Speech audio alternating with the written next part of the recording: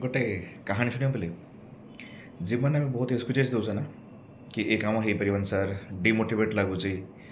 पाठ पढ़ाई इच्छा होनी बोरिंग लगुच है ना मो पाखे रिसोर्सेस ना राइट। तो ठीक अच्छे ताले ये कहानी शुण जी तुमको किसी शिक्षा मिल निहाती तुम सेयार कर जड़े पर्सन थे से ब्लाइंड थे कॉम्पिटिटिव क्लीयर कर तो सी जापार ना कि मुझे कौड़ पढ़ी केमती नोट्स बनैबी मन केमती रखी तो इनकम भी बहुत लो थिला माने से पाखे सेमती किसी फाइनेंशियल लाइक एडवांटेजेस नाथिला कि से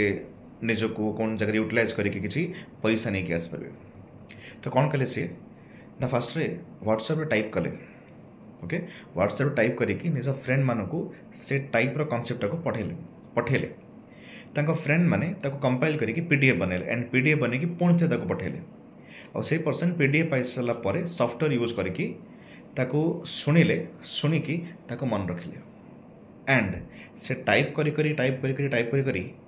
पर मिनट रे 28 वर्ड से टाइप कर पड़ते जापार कौन कले से एक्चुअली